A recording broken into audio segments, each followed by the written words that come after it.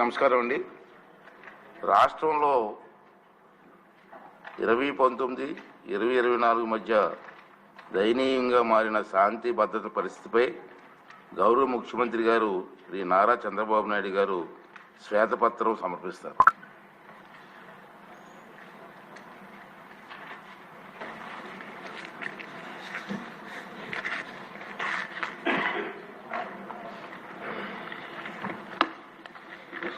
అధ్యక్ష,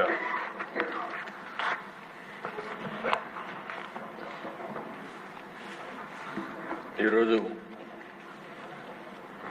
అతి ముఖ్యమైనటువంటి సబ్జెక్ట్ నాగరిక ప్రపంచంలో లా అండ్ ఆర్డర్కి చాలా ప్రాధాన్యత ఉంది. ప్రజాస్వామ్యంలో ఏ ప్రభుత్వమైనా మొట్టమొదటిగా చేయాల్సిన పని ప్రజల ప్రాణాలకి, ప్రజల ఆస్తులకి, అదే మరిగా ఆడబిడ్డల రక్షణకి భరోసా ఇవ్వాల్సిన బాధ్యత ఉంది. ఒకసారి ఇలాంటి ప్రజాస్వామ్యంలో కూడా, ఇలాంటి నాగరిక ప్రపంచంలో కూడా ఇంత అనాగరికంగా చేయగలుగుతామనేది చాలా బాధాకరం. గడిచిన 5 సంవత్సరాలు లా అండ్ ఆర్డర్ పైన ఈరోజు ఒక స్టేట్మెంట్ అనండి, లేకపోతే శ్వేతపత్రం అనండి, ప్రజల్లో చైతన్యం తేవడానికి ఈరోజు రిలీజ్ చేస్తున్న అధ్యక్ష. Next page. ప్రత్యేకంగా ఒక 5 అంశాలపై నేను ఫోకస్ చేస్తున్నాను. డీటెయిల్గా వచ్చినప్పుడు మీకు 1 by 1 ఎక్స్ప్లెయిన్ చేస్తాను తర్వాత. నెక్స్ట్ అధ్యక్ష, ఆంధ్రప్రదేశ్ పోలీసులు ఒక ప్రత్యేకత ఉంది. ఇదే పోలీసులు సమైక్య ఆంధ్రప్రదేశ్లో శాంతి భద్రతను చాలా పర్ఫెక్ట్గా చేశారు. మీరు కూడా ఆ రోజు మంత్రిగా, ఎమ్మెల్యేగా చూశారు.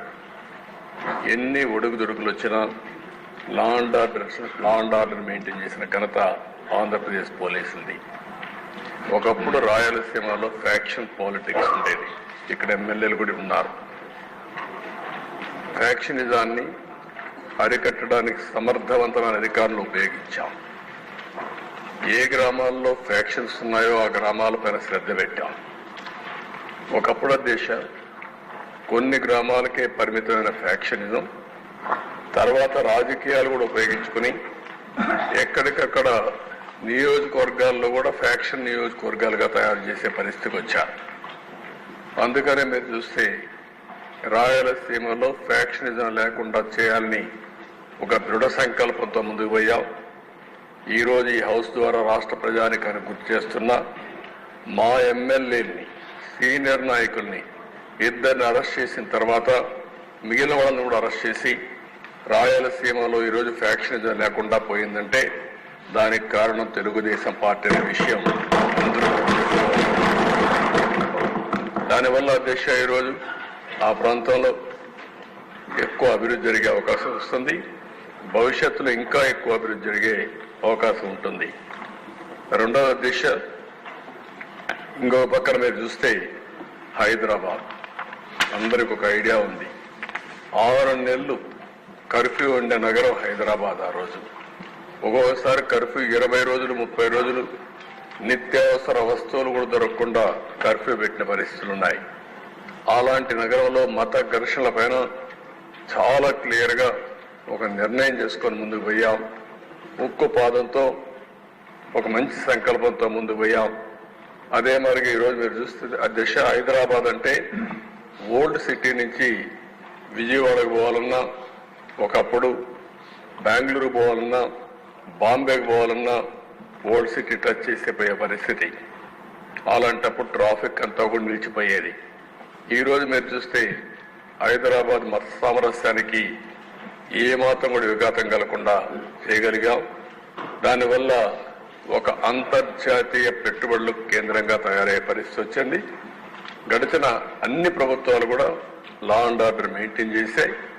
అంతేకాకుండా ఔటర్ రింగ్ రోడ్ వచ్చిన తర్వాత సిటీకి వచ్చే పని లేకుండా ఔటర్ రింగ్ రోడ్లు వెళ్లే పరిస్థితికి వచ్చారు. 3వ దశ వామపక్ష తీవ్రవాదం. ఇక్కడ కూడా గ్రే హౌండ్ లేకపోతే ఇంటెలిజెన్స్ బ్రాంచ్ కానీ ఎస్ఐవి కానీ ఇలాంటి డెవలప్ చేశాం. ఆ రోజు సిద్ధాంతపరంగా ఆలోచించాం తెలుగుదేశం పార్టీ.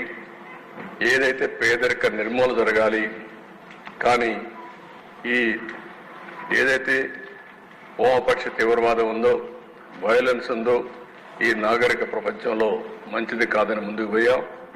అయితే ఆ రోజు నా మీద దాడి చేసిన ప్రజల కోసరం నేను ఏమాత్రం భయపడకుండా ముందుకు పోయాను కూడా ఈ సందర్భంగా మీకు తెలియజేస్తున్నా. ఆంధ్ర రాష్ట్రంలో చాలా వరకు నియంత్రణ చేయగలిగాం. రౌడీజం అధ్యక్ష ఈరోజు మనం చూస్తున్న రాష్ట్రంలో ఎక్కడ చూసినా రౌడీలు తయారయ్యే పరిస్థితికి వచ్చారు. ఆ రోజు నుంచి మీరు చూస్తే రౌడీ అనేవాడు లేకుండా ఆ పేరు వినపడేదానికి భయపడే పరిస్థితి తీసుకొచ్చాం. పీడీ యాక్ట్ ఉపయోగించాం, రౌడీల పైన ఉక్కుపాదం మోపాం, మొత్తం లా అండ్ ఆర్డర్ మెయింటైన్ చేశాం. అది తర్వాత వచ్చిన ప్రభుత్వాలు కూడా కొనసాగించే పరిస్థితికి వచ్చారు. అది శుభ పరిణామం అని చెప్పి కూడా నేను మీకు తెలియజేస్తున్నాను. నెక్స్ట్ తర్వాత దిశ 14-19 మర్డర్స్ 15% తగ్గాయి, రైటింగ్ 51% తగ్గాయి, కిడ్నాపింగ్ అబ్డక్షన్స్ 16% తగ్గాయి. అదే మరి హర్ట్ అయితే 18,048 నుంచి 16,018 తగ్గాయి, 11% తగ్గింది. అసాల్ట్ 20% తగ్గాయి, రాబరీ దొంగతనాలు 25% తగ్గాయి. దీనివల్ల ప్రభుత్వ చర్యల వల్ల ప్రజల్లో ఒక భద్రత వెలిగింది, ప్రతి ఒక్కరు కూడా నమ్మకం వచ్చింది, మేము సేఫ్గా ఉంటామనే పరిస్థితి వచ్చింది. ఆ విధంగా లా అండ్ ఆర్డర్ మెయింటైన్ చేశాం. నెక్స్ట్ ఇక్కడ దిశ చేయగలిగామంటే సాంకేతిక సదుపాయాలు బాగా ఉపయోగించుకున్నాం. ఇప్పుడు డీజీపీ ఆఫీస్ ఉంది, ఒక మోడర్న్ ఆఫీస్. ఆ రోజు తెలుగుదేశం ప్రభుత్వంలో కట్టింది. ఇంకో పక్క సీసీటీవీ కెమెరాలు, కొన్ని వేల కెమెరాలు అన్ని జంక్షన్లో పెట్టాం. 14,770 కెమెరాలు పెట్టి నేరాలు జరక్క మునిపే ఒకవేళ నేరం జరిగినా పట్టుకునే వ్యవస్థకు శ్రీకారం చుట్టాం. బాడీ ఓర్న్ కెమెరాస్, పోలీసుల బాధ్యతగా ఉండాలని బాడీ ఓర్న్ కెమెరా పెట్టి బయట పోయినప్పుడు అవతల వాళ్ళతో మాట్లాడినప్పుడు వీళ్ళు మాట్లాడే విషయాలు వాళ్ళు మాట్లాడే విషయాలు రికార్డ్ అయి అవి నేరుగా కంట్రోల్ రూమ్కి వచ్చేటివి. అంటే ఎవ్వరు కూడా పౌరుషంగా మాట్లాడము, థర్డ్ డిగ్రీ ఈ ప్లింతీ లాంగ్వేజ్ మాట్లాడము అటు ప్రజలు కానీ రౌడీలు కానీ పోలీసులు కానీ సక్రమంగా పనిచేయడానికి పెట్టాం. ఇంకో పక్క లాక్డ్ హౌస్ మానిటరింగ్ సిస్టమ్. ఎవరన్నా ఇంట్లో నుంచి బయట పోతే ఆ సిస్టమ్ పంపించి పెట్టి ఎవరన్నా ఇంటికి దొంగలు వస్తే పోలీసులకు ఇమ్మీడియట్గా ఇన్ఫర్మేషన్ పోయే పరిస్థితికి వచ్చింది. వాళ్ళు ఇల్లు వదిలిపెట్టే పోయే లోపలనే పోలీసులు వచ్చి యాక్షన్ తీసుకునే పరిస్థితికి వచ్చాం. Mobile command and control centres పెట్టాం. ఎక్కడన్నా పెద్ద పెద్ద మీటింగులు జరిగితే దాన్ని మానిటరింగ్ చేయడం కోసం ఇవి కూడా కంట్రోల్ సెంటర్స్ పెట్టాం. Automated finger print identification system తీసుకొచ్చాం. దీనివల్ల కూడా ఇలాంటివన్నీ పెట్టి ఎవరైనా దొంగతనం చేయాలన్నా, ఎవరైనా నేరాలు చేయాలన్నా, ఏ మాత్రం చేయాలన్నా ముందుగానే పట్టుకునే పటిష్టమైన సిస్టమ్ తీసుకొచ్చి ఈ టెక్నాలజీ కూడా పెద్ద ఎత్తున వినియోగించాం. నెక్స్ట్ అధ్యక్ష 19-24 అందరూ ఎక్కువ ఉండే వాళ్ళకి అందరికి కూడా మనం అందరం గుర్తుపెట్టుకోవాల్సింది అది ఒక చీకటి పాలన. ఎమర్జెన్సీలో కూడా ఏ కొద్ది మంది సఫర్ అయి ఉంటారేమో కానీ మానసికంగా శారీరకంగా మనో బాధలను పోయించి చాలా ఇదయ్యారు. ఇది మనం చూస్తే స్టేట్ టెర్రరిజం, ప్రజాస్వామ్య పునాదులపై దాడులు, కొందరు పోలీసు అధికారులు అడ్డబెట్టుకుని ప్రజాస్వామ్యానికి పునాదులైనటువంటి శాసనసభ, కార్యనిర్వాహక సభ, న్యాయ మీడియా విభాగాలపై దాడి చేశారు. ఇదే హౌస్లో నేనున్నాను. వాళ్ళు చేసినటువంటి దౌర్జన్యాలు కానీ గౌరవ సభ్యులపైన దాడులు కానీ కడాన దిశ ఎన్ని విధాల మాట్లాడాలో మానసికంగా వేధిస్తే ఇదే హౌస్ నుంచి నేను బయట వెళ్ళాను. ఆ రోజే నేను చెప్పాను, మళ్ళీ హౌస్ని గౌరవ సభ చేసిన తర్వాతనే అడుగు పెడతానన్నా. ప్రజలు సాధించారు. మళ్ళీ ఒక విక్టోరియస్ హిస్టారికల్ విక్టరీతో ఈ హౌస్కి వచ్చాం. అధ్యక్ష, ఆ రోజు నేను చూశాను, కౌన్సిల్లో బిల్లు వెళ్ళింది, రాజధాని 3 రాజధానుల బిల్లు వెళ్ళింది. కౌన్సిల్లో బిల్లు వెళితే ఎంత దుర్మార్గంగా ప్రవర్తించారంటే, కౌన్సిల్ చైర్మన్ పనిచేయకుండా చేసి గొడవలు చేస్తా ఉంటే నేను విజిటర్స్ గ్యాలరీలో కూర్చొని ధైర్యాన్ని ఇవ్వడానికి అక్కడ సభ్యులకు వెళ్లే పరిస్థితి తీసుకొచ్చారు. అంటే ప్రజాస్వామ్యం ఎంత అపహాస్యమైందో దాన్ని బట్టి మనకు అర్థమవుతుంది. ఇంకో పక్క దిశ, ప్రభుత్వ కక్ష సాధింపు చర్యలకు ఆయుధంగా పోలీసులు మారిపోయారు. వైసీపీ నేతలతో కుమ్ముక్కై పోలీసులు నిబంధనల్ని ఎక్కడికక్కడ ఉల్లంఘించి యథేచ్ఛగా ముందుకు పోయే పరిస్థితికి వచ్చారు. ఎంత దుర్మార్గం అంటే, ఎవరైనా వీళ్ళు చెప్పినట్టు వినకపోతే పోస్టింగ్స్ ఉండవు. ఇంకా ఎవరైనా సరే విభేదిస్తే వాళ్ళకు విఆర్ పెడతారు. విఆర్ అనే కొందికి జీతాలు రావు. 3 నెలలు, 6 నెలలు, సంవత్సరం, 5 ఏళ్ళు విఆర్లో ఉన్న అధికారులు ఉన్నారు. అంటే 5 ఏళ్ళు జీతాలు రావు ఇంకోళ్ళకు. ఇలాంటి వేధింపులు చేసి ఏ విధంగా నయానా భయానా అన్ని ప్రయోగాలు చేసి పోలీసు వ్యవస్థని పూర్తిగా విధ్వంసం చేసే పరిస్థితికి వచ్చారు. నెక్స్ట్ అధ్యక్ష, రాజకీయ పార్టీలు, ప్రజాస్వామ్యానికి పునాది రాజకీయ పార్టీలు, ఆ రాజకీయ పార్టీ నాయకులు. చిన్న పార్టీని కూడా ఎప్పుడైనా సరే విమర్శించాలన్నా, దాడి చేయాలన్నా భయపడేవాళ్ళం. అలాంటిది దిశ, నా జీవితంలో నా మీద ఎవరు కేసులు పెట్టలేదు, కానీ ఈ 5 ఏళ్లలో 17 కేసులు పెట్టారు.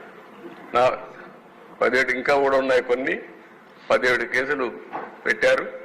ఇంకొక పక్క ఒక కేసు అయితే నా మీద తెలంగాణ సమైక్య ఆంధ్రప్రదేశ్ ఉన్నప్పుడు బాబ్లీ విషయంలో మేము పోయినప్పుడు ఒక కేసు పెట్టారు తప్ప, అది కూడా పబ్లిక్ కోసం పోయినప్పుడు ఎక్కడ నాకు చిన్నప్పటి నుంచి కేసులు లేవు. కానీ వీళ్ళు వస్తానే 17 కేసులు పెట్టే పరిస్థితికి, చీటికి మాటికి కేసులు పెట్టే పరిస్థితికి వచ్చారు. జెడ్ కేటగిరీ ఉంటే మా ఇంటి పైన డ్రోన్ ఎగరేస్తారు. ఎల్జీ పాలిమర్ గ్యాస్ లీకేజ్ పోవాలంటే విశాఖపట్నాన్ని తిరిగి పంపిస్తారు. చలో ఆత్మకూరు పోవాలంటే ఇంటికి గేటుకు తాళ్లు కట్టి నిర్బంధిస్తారు. ఎక్కడా నన్ను కదలలేకుండా చేశారు. ఇకపోతే పవన్ కళ్యాణ్ గారు, ఆయన మీద 7 కేసులు పెట్టారు.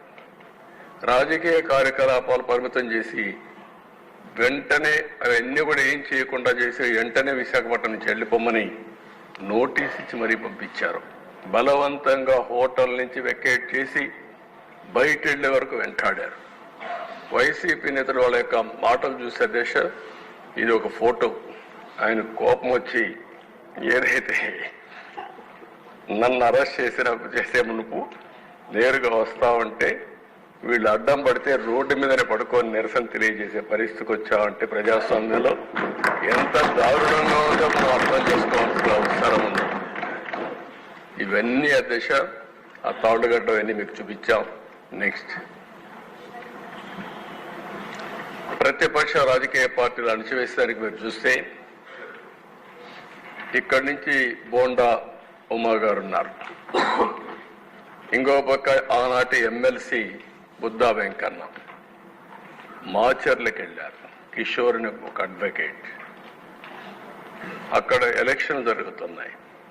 నామినేషన్ సక్రమంగా వేయించడం కోసం వెళ్తే వీళ్ళ మీద దాడి చేసి కడాన వాళ్ళు ఎవ్వరూ సెక్యూరిటీ ఇవ్వకపోతే ఎక్కడో ప్రకాశం జిల్లా అవన్నీ తిరిగి తప్పించుకొని ఫైనల్గా విజయవాడకు వచ్చే పరిస్థితి తీసుకొచ్చారు.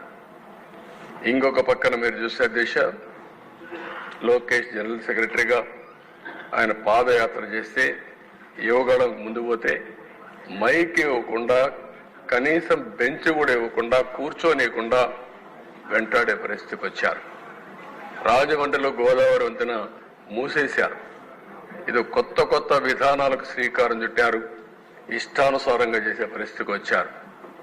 ఇక్కడ Disha J C Prabhakar Reddy highest number of cases 43 అంటున్నారు, ఇప్పుడు 66 అంటున్నారు. అవన్నీ కూడా దగ్గర చాలా కేసులు పెట్టే పరిస్థితికి వచ్చారు. పల్లా శ్రీనివాసరావు ఆస్తిని మీరు చూస్తే నిర్మాణంలో ఉన్న భవనాన్ని జీవీఎంసీ కూల్చేసే పరిస్థితికి వచ్చారు. అవన్నీ అట్రాసిటీ చేశారు కాబట్టి మన ఎలక్షన్లో హైయెస్ట్ మెజారిటీ స్టేట్ లో వచ్చిందంటే పల్లా శ్రీనివాస్కి వచ్చే పరిస్థితి వచ్చింది. అంతవరకు మన పవన్ కళ్యాణ్ గారు కూడా అక్కడ పోటీ చేశారు కాబట్టి అది కూడా ఆయనకు ఉపయోగపడింది. ఇద్దరు మెజారిటీ, బ్రహ్మాండమైన మెజారిటీ వచ్చే పరిస్థితి వచ్చింది. శ్రీమతి ఆదిరెడ్డి భవాని కుటుంబం చిట్ ఫండ్ వ్యాపారం, ఆ వ్యాపారాన్ని దెబ్బతీయడానికి వాళ్ళ మామైనటువంటి అప్పారావుని మన ఎమ్మెల్యే రాజమండ్రి వీళ్ళని అరెస్ట్ చేసే పరిస్థితికి వచ్చారు, జైల్లో పెట్టే పరిస్థితికి వచ్చారు. పత్తిపాటి పుల్లారావు ఎన్నికల్లో అడ్డంకులు సృష్టించడం కోసం ల్యాండ్ పోలింగ్ కింద ఒక ఇది ఉంటుంది, దాని మీద చేసి కొడుకును అరెస్ట్ చేసే పరిస్థితికి వచ్చారు. ఇంకొక పక్కన పులివెందల్లో ప్రతిపక్ష నాయకుడి పైన, ఈరోజు ప్రతిపక్ష నాయకుడు కూడా కాదు, ఆనాటి ముఖ్యమంత్రి పైన పోటీ చేసిన అభ్యర్థి రవీంద్రనాథ్ రెడ్డి కేసు పెట్టి జైల్లో పెట్టారు. ధూళిపాల నరేంద్ర సంఘం డైరీలో అవకతవకలు జరగకపోయినా జరిగినాయని కేసులు పెట్టి జైల్లో పెట్టే పరిస్థితికి వచ్చారు. కోన రవికుమార్ ప్రభుత్వ అధికారులపై దాడి చేశారని కేసులు పెట్టారు. చంద్రమోహన్ రెడ్డి ఫోర్జరీ కేసు నమోదు చేసి ఆ కేసు మీద ఆయన దేశంపై అరెస్ట్ చేసే పరిస్థితికి వచ్చారు. అదృష్టవశాత్తు అరెస్ట్ కాకుండా బయట వచ్చాడు. గౌతు శిరీష, పంచమర్తి అనురాధ, శ్రీమతి భవాని, ఆదిరెడ్డి భవాని సోషల్ మీడియాలో ఎన్ని అసభ్యకర ఇది పెట్టాలని అన్ని పెట్టారు. కానీ ఎన్నిసార్లు చెప్పినా యాక్షన్ కూడా తీసుకోలేని పరిస్థితి.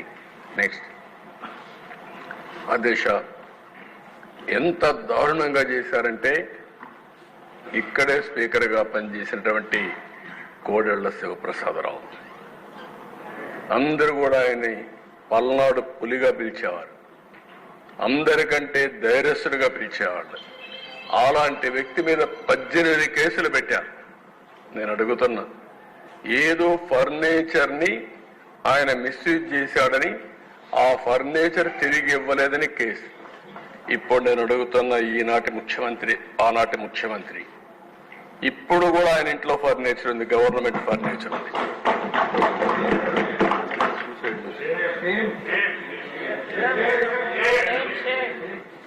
అంటే కనీస సాంప్రదాయం వెంటాడి కేసులు పెట్టి కడాన నేను ఇంకా బ్రతకలేని ఈ అవమానంతో ఆత్మహత్య చేసుకున్నాడు కోడెళ్ల శివప్రసాదరావు. ఇది ఈ నాగరిక ప్రపంచం. నేను చాలాసార్లు ఇక్కడ మంత్రులుగా ఉన్నాం, నేను కూడా ఎప్పటి నుంచో చూశాను. ఫర్నిచర్ అనేది చాలా చిన్న విషయం. ఒకవేళ ఏదైనా ఫర్నిచర్ ఉంటే సెటిల్ చేస్తారు, నామినల్ ఎక్స్పెండిచర్ వేసి వాళ్ళు కావాలంటే తీసుకుంటారు, లేకపోతే మనం గవర్నమెంట్ బ్యాక్ తెచ్చుకుంటుంది. అలాంటి చేశారు. వంగలపూడి అనిత అధ్యక్ష పులివెందల్లో అక్కడ ఒక మహిళని రేప్ చేసి ప్రొటెస్ట్ చేయడానికి పోతే ఆ అమ్మాయి పైన ఎస్సీ ఎస్టీ అట్రాసిటీ యాక్ట్ పెడతారు. ఎస్సీ పైన ఎస్సీ ఎస్టీ అట్రాసిటీ యాక్ట్ పెట్టే ప్రభుత్వం ఇది. ఇక్కడ ఇంకొక ఎమ్మెల్యే కూడా ఉన్నాడు, మన మడకసిర ఎమ్మెల్యే రాజు, ఆయన కూడా ఉన్నాడు ఆ కేసులో. అయ్యన పాత్ర సరే అధ్యక్ష, మీ మీద ఎస్సీ ఎస్టీ అట్రాసిటీ యాక్ట్ పెట్టారు, కడాన అటెంప్ట్ రేపు కూడా కేసు పెట్టారు మీ మీద. ఏం చెప్పాలి అధ్యక్ష, ఉన్మాదానికి పరాకాష్ట ఇవన్నీ. You are the senior most leader of the state. మీ సీనియారిటీకైనా గౌరవించి ఉండాలి. ఈరోజు బుచ్చయ్య చౌదరి తర్వాత ఈ అసెంబ్లీలో సీనియర్ మోస్ట్ అంటే అది మీరే ఉన్నారంటే అది ప్రజలు మీ మీద పెట్టుకున్న నమ్మకం. దీనికి ఇన్ని సంవత్సరాలుగా మీ జీవితంలో మీరు ప్రవర్తించిన తీరు, మీ నడవడిక, అలాంటి వ్యక్తి పైన కేసులు పెట్టే పరిస్థితికి వచ్చారు. దేవినేని ఉమా. రిజర్వ్ అటవీ ప్రాంతంలో అక్రమ క్వారీయింగ్ జరిగిందంటే ఆయన పైన కేసులు పెట్టే పరిస్థితికి వచ్చారు. అశోక్ గజపతిరాజు, రామతీర్థం, వాళ్ళ పూర్వీకులు కట్టించిన టెంపుల్, రాముడి తల తీసేశారు. ఇదే అన్యాయం అని వస్తే ఆయన మీద కేసు పెడతారు. ఇంకా అచ్చెన్నాయుడు గారు, పోలీసులు, ఆనాటి పోలీసులు గోడ దూకి ఇంట్లోకి వెళ్ళి ఫైల్స్ ఆపరేషన్ చేసుకున్నాడు. ఫైల్స్ ఆపరేషన్ చేసుకున్న వ్యక్తిని 600 కిలోమీటర్లు తీసుకొచ్చారు నాన్ స్టాప్ గా. అంటే ఎంత ఇన్హ్యూమనో దీన్ని బట్టి మనకు అర్థమవుతుంది. దిశ పొంగూరు నారాయణ, ఆయనకి ఏం సంబంధం లేదు, ఆ కాలేజీ కూడా సంబంధం లేదు, ఆయనే ఫౌండర్ ఉండొచ్చు, ఇప్పుడు పెట్టాడు. క్వశ్చన్ పేపర్ లీక్ అయిందని దానికి సంబంధం లేని దానికి ఆయన కేసు పెట్టి మొత్తం రాత్రింబగుళ్ళు ఎక్కడెక్కడో హైదరాబాద్లో ఉంటే ఆ దిశ ఉన్న పడంగా దొంగను పట్టుకొచ్చారు. దొంగను కూడా పట్టుకురావాలంటే కొంచెం జాగ్రత్తలు తీసుకుంటాం, కానీ అది కూడా లేకుండా కారులో పోతా ఉంటే కిడ్నాప్ చేసినట్టు కిడ్నాప్ చేసి తీసుకొచ్చి ఇష్టానుసారంగా దిప్పే పరిస్థితికి వచ్చారు. ఇంకా రఘురామకృష్ణరాజు, ఆయన విమర్శలు, ఆయన ఆ పార్టీలో ఉన్నాడు. ఆ రోజు ప్రజాస్వామ్యం ఎంత ఇది ఉందంటే ఆయన ఏదో ఒకటి విషయాల్లో డిఫర్ అయ్యాడని పోలీసులు అరెస్ట్ చేసి లాకప్లో చిత్రహింసలు పెట్టి కడాన ఆయన్ని ఎన్ని విధాలు చేయాలనో ఆ రోజు చెప్పేవారు. అదే చూడాలి, అవన్నీ కన్ఫర్మేషన్ రావాలి. కానీ ఆయన లాకప్లో పెట్టి కొడతా ఉంటే ఆనాటి ముఖ్యమంత్రి ఆ ఫోటోలో చూసి, వీడియో చూసి పైశాచిక ఆనందం పొందారంటే ఇంకేమన్నా అధ్యక్షతని, ఏం మనుషులు వీళ్ళు. అంటే ఒక ఎంపీని తర్వాత ఏదో ఆ రోజు సుప్రీంకోర్టు ఏదో ఆర్డర్ వచ్చింది, హైదరాబాద్లో మిలిటరీ హాస్పిటల్ పంపించారు, వాళ్ళు కూడా ప్రూవ్ చేశారు. తర్వాత దిశ ఒక ఎంపీ 5 సంవత్సరాలు నియోజకవర్గానికి పోని ఎంపీ ఈ దేశంలో ఎవరన్నా ఉన్నారంటే అది కూడా ఒక రికార్డ్, రఘురామకృష్ణరాజు. ఎవరు ఉండరు అధ్యక్ష. అంటే ఒక ఎంపీకి సొంత నియోజకవర్గంలో కూడా సెక్యూరిటీ లేదు, వెళ్ళలేడు. ప్రధానమంత్రి వచ్చాడు అధ్యక్ష. ఆయన పాప హైదరాబాద్ నుంచి రావడానికి ఆ రోజు ట్రైన్లో బయలుదేరాడు. బయలుదేరితే బేగంపేటకు వచ్చిన తర్వాత ఆయనకు మెసేజ్ వచ్చింది, నువ్వు ఈ ట్రైన్లో పోవద్దు, ఈ ట్రైన్లో పోతే నీ భోగి ఏదైతే ఉందో దానికి అగ్గిపెట్టి చంపేస్తారంటే సత్యనపల్లి దగ్గర ప్లేస్ కూడా చెప్పి పలాని ప్లేస్లో వాళ్ళు రెడీగా ఉన్నారు, ఇది యాక్సిడెంట్ కింద క్రియేట్ చేస్తారు అంటే బేగంపేటలో దిగి వెళ్ళిపోయారంటే అది కూడా ప్రధానమంత్రి ప్రోగ్రామ్ కూడా పోలేకపోయిన పరిస్థితి ఒక ఎంపీకి ఉందంటే ఇంకా లా అండ్ ఆర్డర్ ఎక్కడుంది దిశ. నెక్స్ట్ ఇది కొన్ని ఎగ్జాంపుల్స్ దిశ. కొమ్మారెడ్డి పట్టాపైన దాడి, ఆ కాళ్లపైన చూడేట్టు కొట్టారు. ఇంకో పక్క బ్రహ్మారెడ్డి, ఆ రోజు ప్రతిపక్షంలో ఉండే ఒక సభ్యుడు మా ఇంటి మీదకి వచ్చాడు. ఎక్స్ప్లెనేషన్ ఏంటంటే దిశ, నా అపాయింట్మెంట్ కోసం కర్రలు వేసుకొని వచ్చాడంట. అంటే ఎంత అసమర్థం కాదు. నేను ప్రతిపక్ష నాయకుడిని, నువ్వు ఒక వేరే పార్టీ, ఇది మా ఇంటికి నువ్వు ఎందుకు రావాలి? వస్తే ముందు నాకు చెప్పాలి, నా పర్మిషన్ తీసుకోవాలి. కనీసం చెప్పకుండా వచ్చి ఇది చేస్తే ఆనాటి డీజీపీ ఒక మాట అంటాడు దిశ, నేను అమరావతికి వస్తామంటే నా మీద చెప్పులు రాళ్లతో దాడి చేశారు. ఆయన స్టేట్మెంట్ ఇస్తాడు డీజీపీ. ప్రజాస్వామ్యంలో ప్రజలకు కోపం వచ్చినప్పుడు భావ స్వేచ్ఛ ఉందని ఒక స్టేట్మెంట్ ఇస్తాడు డీజీపీ. అదే మరి దీనిపైన కూడా వాళ్ళు స్టేట్మెంట్ ఇచ్చే పరిస్థితికి వచ్చారు.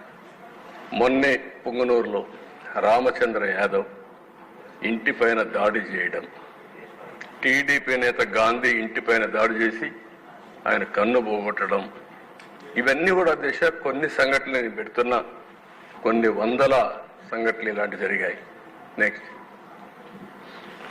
ఇక్కడ దిశ పార్టీ ఆఫీసుల పైన ఒకటి Telugu Desam party national office, Gannavaram party Telugu Desam party, టెక్కల్లో జనసేన కార్యాలయం, ఆఫీసుల పైన దాడి చేసే సంస్కృతి. ఎందుకు అధ్యక్ష తెలుగుదేశం పార్టీని పైన చేశారు?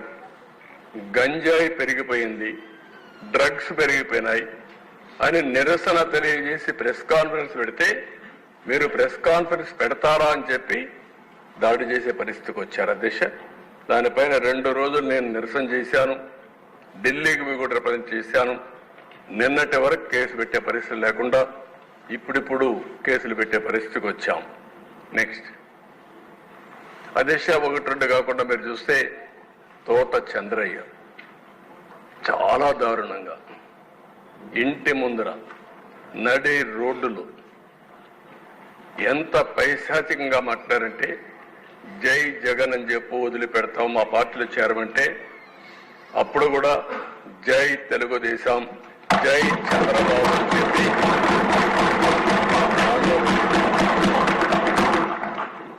చాలా కర్కశంగా మెడ మీద కత్తి పెట్టి నరికేశారు. అయినా కూడా ప్రాణత్యాగం చేశాడు కానీ రాజీ పడలేదు. అలాంటి కార్యకర్తలు కూడా ఉన్నారంటే మనం గుర్తుపెట్టుకోవాలి. రాజకీయంలో మనం అందరం ఈ విలువలు కాపాడుకోగలిగామంటే అలాంటి కార్యకర్తలే కారణం. కంచర్ల జాలయ్యని టీడీపీ కార్యకర్తని పల్నాడులో దారుణంగా చంపేశారు. కడప జిల్లా ప్రొద్దుటూరులో నందం సుబ్బయ్య అవినీతి జరిగిందంటే ఆ సైట్ దగ్గరికి పోయి ఆయన ప్రెస్ కాన్ఫరెన్స్ చెప్తే అతని దారుణంగా ఆనాటి ఎమ్మెల్యే దాడి చేపించి చంపించే పరిస్థితికి వచ్చారు. ప్రకాశం జిల్లా సిద్ధవరంలో పి. మునస